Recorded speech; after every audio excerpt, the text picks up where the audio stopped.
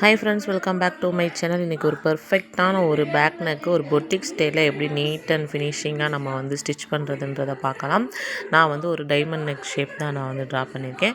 So அதை இன்றைக்கி எப்படி நம்ம வந்து ஸ்டிச் பண்ணுறது அப்படின்னு ஃபினிஷிங் எப்படி நம்ம நீட்டாக கொடுக்கலாம் அப்படின்ற வீடியோ தான் இன்றைக்கி. இது வந்து இதோட கட்டிங் வீடியோ வேணும் அப்படின்னா கண்டிப்பாக கமெண்ட் பண்ணுங்கள். நான் நெக்ஸ்ட் வீடியோவில் நான் உங்களுக்கு அப்லோட் பண்ணுறேன். நான் டெய்லி வீடியோ அப்லோட் பண்ணும்போதெல்லாம் நான் சொல்லத்தான் செய்கிறேன். எந்த வீடியோ உங்களுக்கு தேவையோ அந்த இதை நீங்கள் கண்டிப்பாக கமெண்ட் பண்ணுங்கள். கண்டிப்பாக எனக்கு தெரிஞ்சு நான் உங்களுக்கு வந்து அந்த வீடியோ நான் வந்து அப்லோட் பண்ணுறேன். நிறையா யாருமே கமெண்ட் பண்ண மாட்டேங்கிறீங்க, நல்லா இருக்குது நல்லா இல்லை எதுவுமே சொல்ல மாட்டேங்கிறீங்க. நான் போடுற ஒரு முயற்சிக்கு ஒரு லைக்காவது போடுங்க. இல்லை அப்படின்னா ஏதாவது ஒரு சூப்பர்னு ஏதாவது ஒரு ஹாய்ஸ் ஏதாவது ஒன்று ஒரு மெசேஜ் பண்ணி விடுங்க. அப்போ தான் அடுத்தடுத்து நானுன்னு இல்லை அடுத்தடுத்து அப்போ தான் நம்ம வந்து ஒரு வீடியோ போடுறோம் அப்படின்னா ஒரு வேலை மெனக்கிட்டு நம்ம வீடியோ போடுறோம் அப்படின்னா அடுத்து போடுறதுக்கு ஒரு மோட்டிவேஷனாக இருக்கும். அதுதான் எங்களுக்கு தேவை. ஸோ அதனால் எங்களுக்கு வந்து இந்த மாதிரி ஸ்டிச்சிங் வீடியோவோ இல்லை வேறு எந்த வீடியோ போட்டாலும் கண்டிப்பாக கொஞ்சம் சப்போர்ட் பண்ணுங்க, போதும், அதுவே போதும்.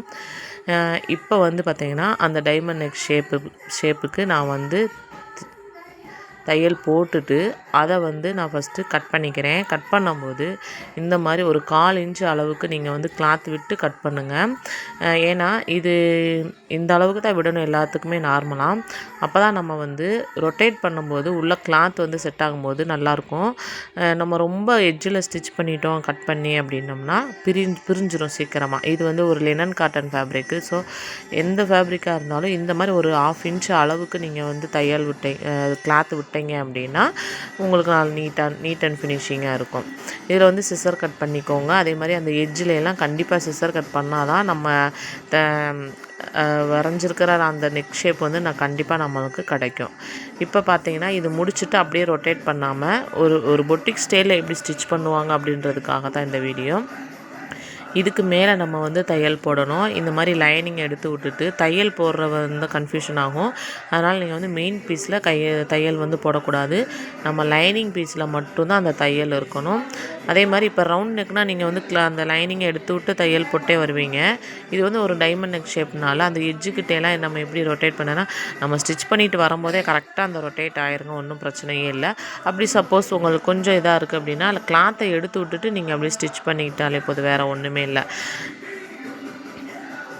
அப்படியே ரொட்டேட் பண்ணி நம்ம வந்து ஸ்டிச் பண்ணிகிட்டே வரணும்.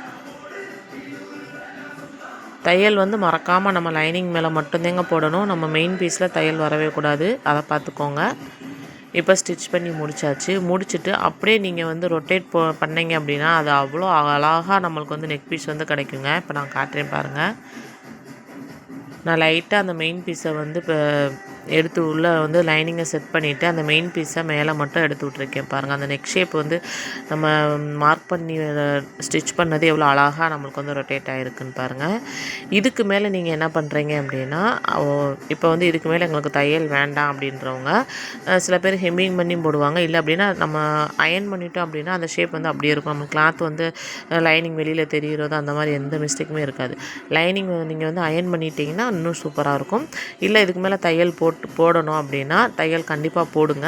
அப்படி போட்டீங்க அப்படின்னா அந்த ஸ்டிச்சிங் வந்து நீங்கள் இப்போ நார்மலாக நம்ம தைக்கிறத விட அந்த தையலோட சைஸ் பார்த்தீங்க அப்படின்னா ஒரு பாயிண்ட் கம்மியாகவே இருக்கணுங்க.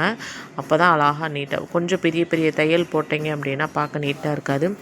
இந்த மாதிரி கிளாத்துக்கெலாம் நீங்கள் வந்து கொஞ்சம் பொடி தையல், அதாவது இது வந்து நம்மளுக்கு கிளாத் வைஸாக நம்மளுக்கு பார்க்க நம்ம நிறைய கிளாத் வந்து ஸ்டிச் பண்ணியிருப்போம். அதில் நம்மளுக்கு நிறைய ஃபேப்ரிக்கோட இந்த கிளாத் இப்படி இந்த மாதிரி மெத்தடில் தான் இருக்கும், ஸ்டிச் பண்ணால் இவ்வளோ நாளைக்கு தான் உழைக்கும் அப்படின்ற இதெல்லாம் நமக்கு நிறையா தெரியும்.